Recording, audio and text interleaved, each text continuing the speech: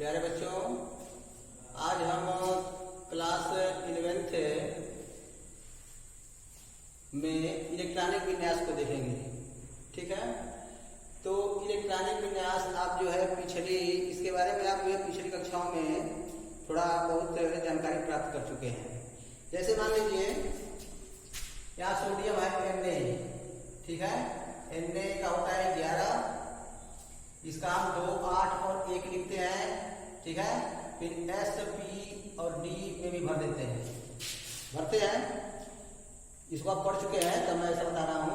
अब देखिए, पिछले कक्षाओं में आप इलेक्ट्रॉनिक विन्यास जब शुरू किया गया होगा आपको, ठीक है, तो उसमें आपको बोरबरी नियम पहले बताया गया होगा।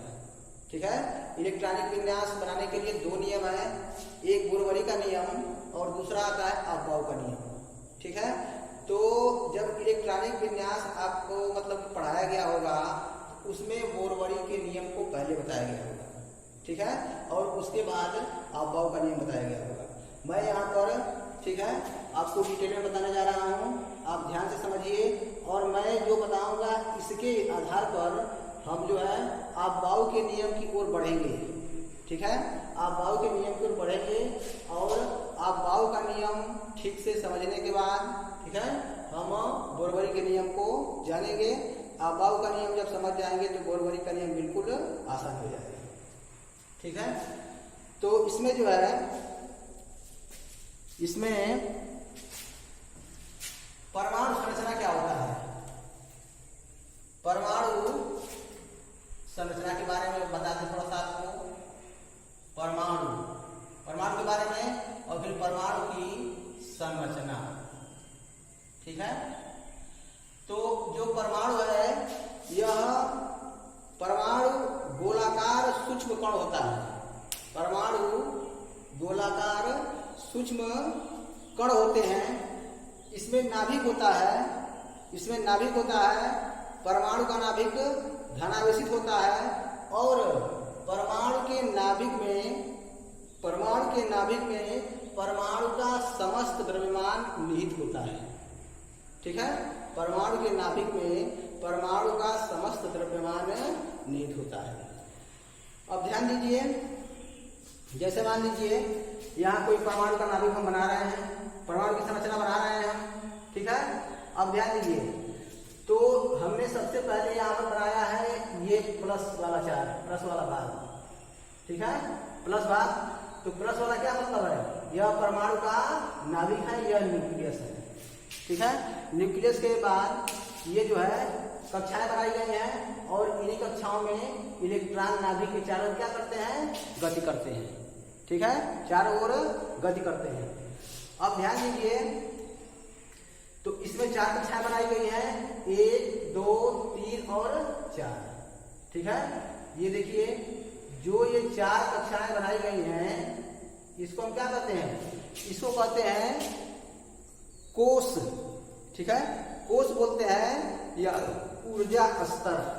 ठीक है, इसको कोश बोला जाता है, कोश यानी सेल, SHELL, सेल या ऊर्जा, ये बोलते हैं ऊर्जा स्तर। ठीक है, ध्यान से समझेंगे आगे। जो सेल होती है, सेल, इसको हम मुख्य क्वांटम संख्या भी कहते हैं। ठीक है, यानी इसको हम कहते हैं मुख्य क्वांटम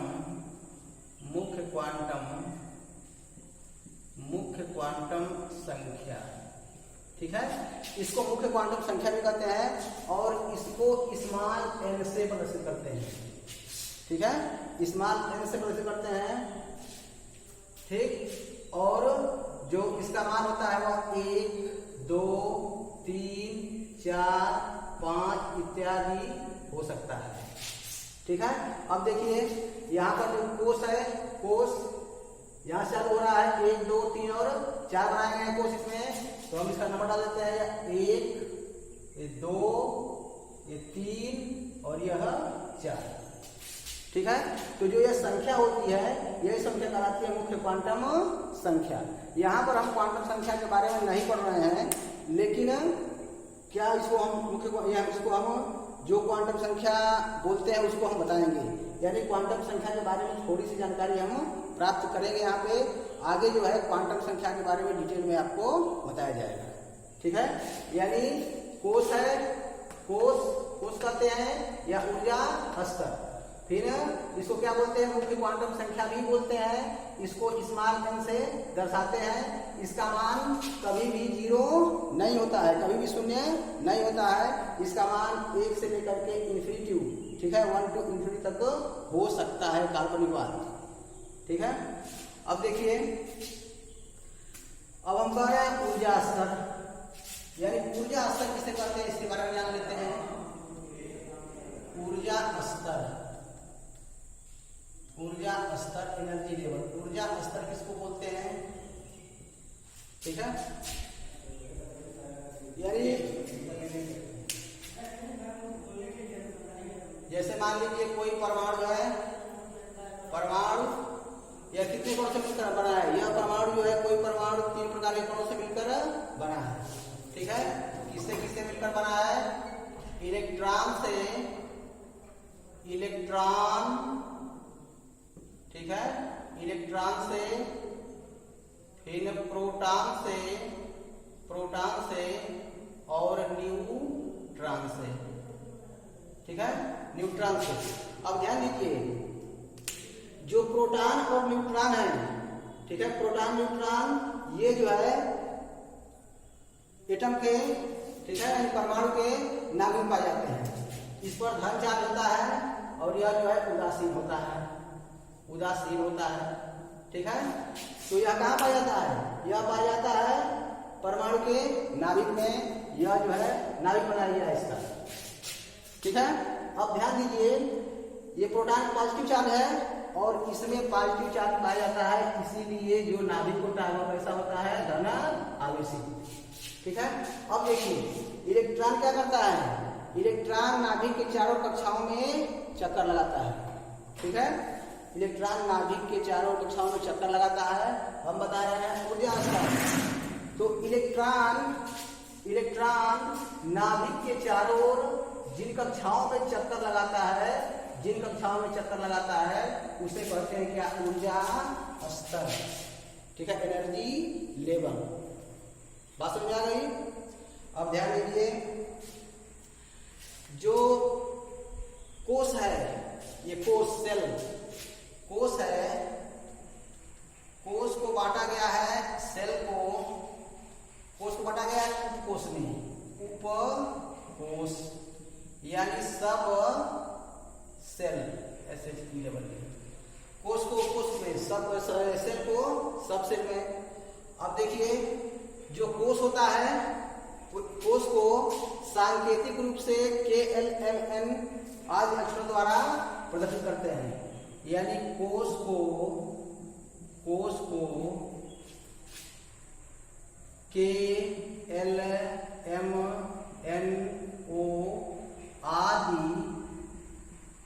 आदि अक्षरों द्वारा प्रदर्शित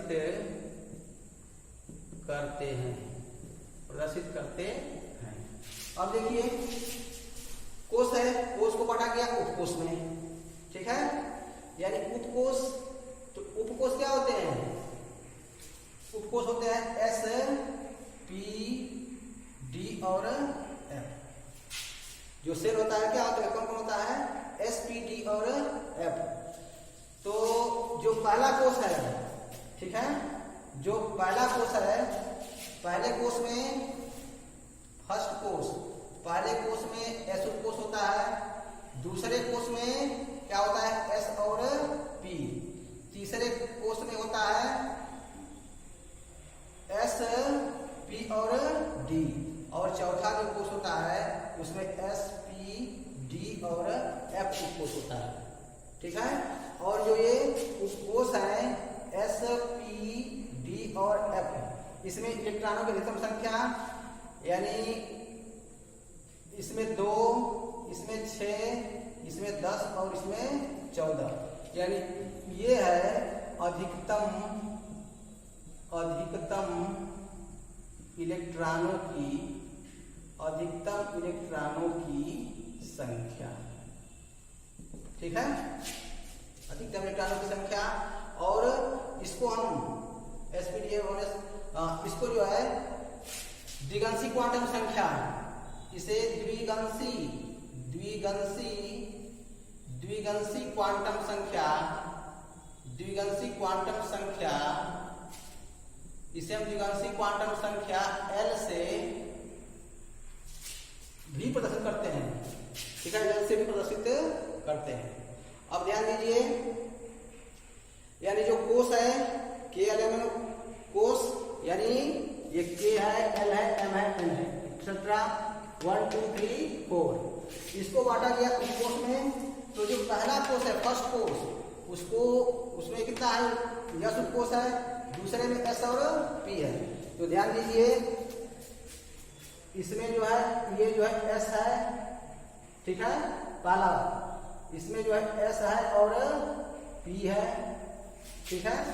तीसरे में क्या है, S P और D है, और चौथे में है S P D और F। ठीक है, चूंकि यह पहले में है या 1 लिख देंगे, ये दूसरे में है 2S और 2P, क्योंकि दोनों दूसरे में है। यहाँ हो गया 3S, यहाँ ये तीसरे में ये है 3P 3D, ये हो गया 4, हो गया 4S 4P 4D और 4F। बात समझ आ गई? अब देखिए, यानी सब सेल का क्रम, ठीक है, सब सेल का क्रम, इसी में क्या होंगे, इलेक्ट्रॉन हम भरते जाएंगे, लेकिन जो क्रम आता है उसमें थोड़ा मिस्टेक होता है, अभी आगे बताया जाएगा। तो सब सेलों का क्रम में क्या हो जाएगा, यानी सब सेलों का क्रम, यानी ये हो गया उपकोषों या उपकोषों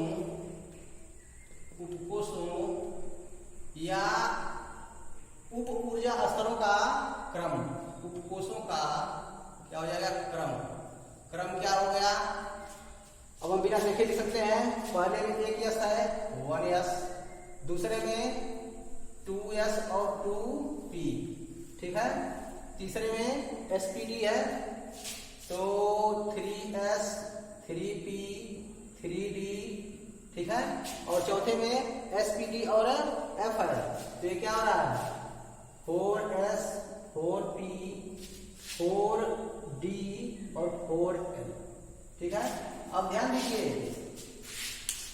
यानी इसी क्रम में इलेक्ट्रॉन भरा जाना चाहिए, लेकिन यह इलेक्ट्रॉन भरने का क्रम सही नहीं है, इलेक्ट्रॉन भरने का क्रम सही नहीं है, ठीक है, क्योंकि इसमें हम इलेक्ट्रॉन भरेंगे, लेकिन इलेक्ट्रॉन भरने का सही क्रम ये नहीं है, कहीं कहीं इसमें गड़बड़ियां भी पाई जाती है, ठीक है।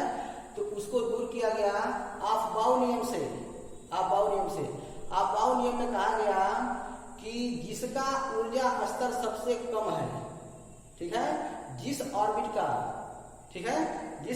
का एनर्जी लेवल सबसे कम होता है, उसमें इलेक्ट्रॉन सबसे पहले प्रवेश करते हैं, और जिस तरह क्रमशः बढ़ते जाता है, उसमें जो इलेक्ट्रॉन जो है प्रवेश करते जाते हैं। यानी निम्न ऊर्जा स्तर से लेकर के किधर प्रवेश करते हैं, उच्च ऊर्जा स्तर में इलेक्ट्रॉन प्रवेश करते हैं, ठीक है।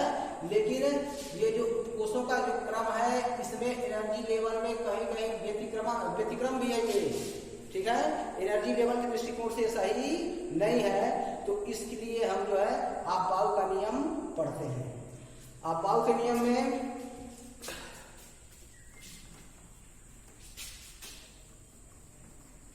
ऑफ-बाउ का नियम देखिए, ध्यान से पढ़ा था,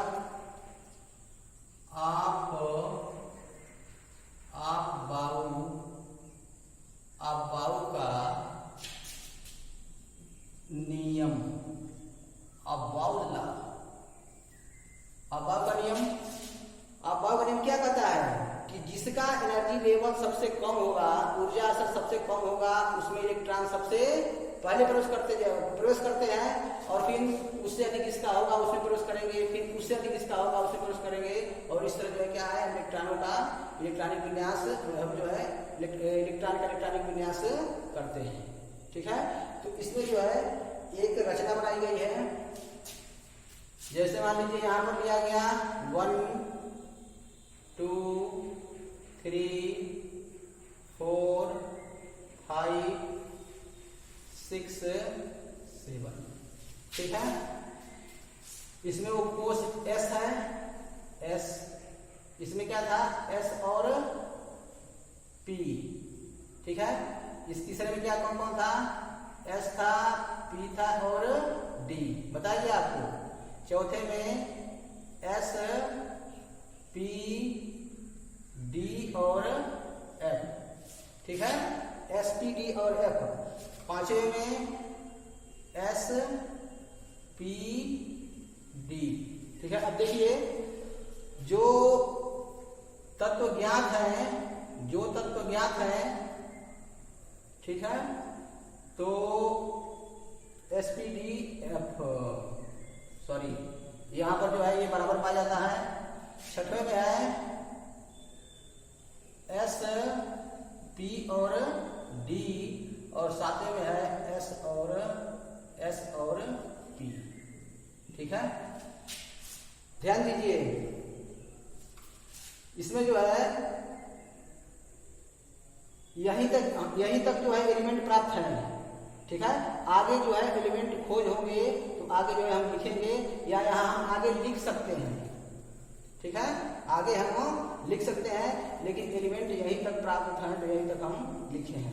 इसको भी हम SP D और F लिख सकते हैं, लेकिन जो सातवां है इसमें P तक ही हमको प्राप्त है, P ही जो प्रकृति है इसमें P तक ही मिले हैं, तो इसलिए इसको यहाँ तक लिखा गया है। आप F तक लिख सकते हैं, जैसे लिख लीजिए F है SP D और F। ठीक है, S है SP है SPD। ठीक है, यहाँ देखिए एक है, एक के सामने यहाँ यस है तो 1 लिख दीजिए, ये 2 है तो 2 लिख दीजिए। ठीक है, यहाँ हम इस तरह से गोलाकार संरचना बनाते हैं। ठीक है, यहाँ 3 है तो 3 लिख दीजिए, 3 ये क्या है 3, ये 3। ठीक है, 3 हो गया, 3D, ये हो गया 4 हो गया, 4 4 4 4। ठीक है, ये हो गया 5 5 5 और ये हो गया 5। ठीक है, ये हो गया 6 6, ये बिल्कुल सीधी होना चाहिए, 6, ये हो गया 6, ये हो गया 6। ठीक है, ये हो गया 7 7 7 7। ठीक है, अब ध्यान दीजिए इसको हम अब तिरछा काटते हैं, तिर्यक। ठीक है, अब देख लीजिए यहाँ इस तरह काट देंगे, इसको जो है इस तरह काट देंगे, यहाँ पर इस तरह। ठीक है, ये देखिए अब इस तरह हम काटते चले जाएंगे। ठीक है, ये आगे जो है इस तरह। अब ध्यान दीजिए ये हमारा पहला रास्ता है, हम इसमें प्रवेश करेंगे। ठीक है, हम इसमें प्रवेश करेंगे तो हमको क्या मिलेगा, सबसे पहले मिलेगा 1, यहाँ लिखते हैं, पहले मिलेगा क्या 1s। ठीक है, यानी ऊर्जा स्तर के बढ़ते क्रम में ये 1s है। देखिए फिर यहाँ पर आ गए, फिर यहाँ से हम मुड़ेंगे। ठीक है, मुड़ेंगे फिर कहाँ पर जाएंगे, इसमें प्रवेश करेंगे। ठीक है, इसमें प्रवेश करेंगे, यहाँ पर प्रवेश करेंगे, फिर इसमें, फिर इसमें। जब यहाँ प्रवेश करेंगे तो क्या मिलेगा आपको, यहाँ मिलेगा 2s। ठीक है, और कुछ है, कुछ नहीं है। फिर इसमें प्रवेश करेंगे तो मिलेगा 2p और फिर मिलेगा 3s। देखिए 3s। फिर आगे जाएंगे, यहाँ से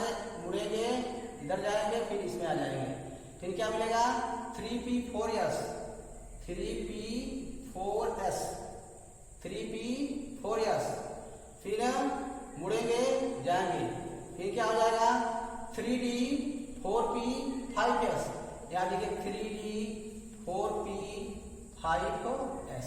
ठीक है, आगे जो है हम अपना कर लेंगे। अब ध्यान दीजिए यहाँ पर उत्कोष्ठ क्रम क्या है 1s 1s 2s 2s 2p 2p 3s 3s 3p 3p। अब देखिए 3p के बाद यहाँ 3d है 3d, 3p के बाद यहाँ पे आ गया 4s 4s 4s क्यों आ गया कि जो 4s है उसका एनर्जी लेवल 3d की अपेक्षा कम है। ठीक है, 3d की अपेक्षा कम है, इसलिए यहाँ सबसे पहले इलेक्ट्रॉन इसमें नहीं भरेंगे 3d में, किसमें आएगा 4s में। ठीक है, तब किसे भरेगा 3d में, उसके बाद भरेगा फिर आएगा 4p। बात हो क्या गई? तो इस तरह से हम आगे कर लेंगे, तो जो हमको मतलब ये प्राप्त होगा वह जो है ऊर्जा के बढ़ते हुए क्रम में प्राप्त होगा, और इसी क्रम में हम इलेक्ट्रॉन को रख करके हम इलेक्ट्रॉनिक विन्यास से बनाएंगे। ठीक है, जैसे मान लेते हैं कि मान लीजिए 7 है। ठीक है, किसी का भी परमाणु क्रमांक 7 है, उसका बनाना है हमको इलेक्ट्रॉनिक विन्यास। ठीक है, इलेक्ट्रॉनिक विन्यास तो सबसे पहले इलेक्ट्रॉन किसमें भरेंगे 1s में 1s। ठीक है, तो 1s में कितना इलेक्ट्रॉन भर सकते हैं अधिकतम 2, तो मेरे पास 7 है, तो इसमें से क्या कर दिए 2 दे दिए। ठीक है, फिर किसमें भरेंगे 1s के बाद 2s में। 2s को कितना चाहिए 2s को 2 चाहिए, हमारे पास अभी कितना है अभी 5 बचा हुआ है, 7 में से हमने 2 को खर्च कर दिया है, कितना बचा हुआ है 5, तो इसको हम 2 दे देंगे। ठीक है, फिर किसका नंबर आएगा 2p का, फिर 2p।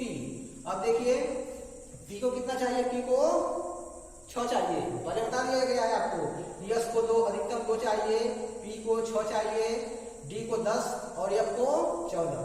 अब देखिए तो हम यहाँ पर इसको ये 6 मांगता है, यानी इसको 6 इलेक्ट्रॉन की आवश्यकता है, लेकिन है मेरे पास कितना 7 में से हमने 4 खर्च कर दिया है, कितना बचा 3 बचा, तो हम इसको कितना देंगे 3 इलेक्ट्रॉन दे देंगे। ठीक है, जैसे मान लीजिए 15 है किसी का एटॉमिक नंबर, परमाणु क्रमांक 15 फास्फोरस का होता है, थोड़ी किसका है वो, तो 15 है, तो 15 का हमको करना है इलेक्ट्रॉनिक विन्यास। ठीक है, तो क्या करेंगे 1s s को 2 दे दिए, 2s s को 2 दे दिए, 2p p को कितना दे दिए 6 दे दिए। अब 2p के बाद किसका नंबर आ रहा है 3s का, 3s देखिए 6 2 8 2 10, यानी 10 इलेक्ट्रॉन को हमने खर्च कर दिया है। हमारे पास कितना था टोटल 15 में से कितना खर्च हो गया 10, अभी कितना बचा 5। s को कितना चाहिए 2 चाहिए, हम इसको 2 दे देंगे, और कितना बचा 3 बचा इसके पास। देखिए 3s के बाद किसका नंबर आ रहा है 3p का, तो 3p है 3p। ठीक है, देख लीजिए 2 2 4 6 4 10 12 को हमने खर्च कर दिया है, और कितना बचा अभी 3 बचा। p को कितना चाहिए 6 चाहिए, तो हमारे पास 3 है, तो हम इसको 3 दे देंगे। इसी तरह हम इलेक्ट्रॉनिक विन्यास इसका करते जाएंगे। ठीक है, और कल के क्लास में जो विशेष है, जो अपवाद है, ठीक है, उसको हम बताएंगे, और जो नॉर्मल जो है जो इलेक्ट्रॉनिक विन्यास है वो अपवाद के नियम से करेंगे आप लोग सब लोग। ठीक है, और कल भी इसके ऊपर चर्चा होगी। धन्यवाद।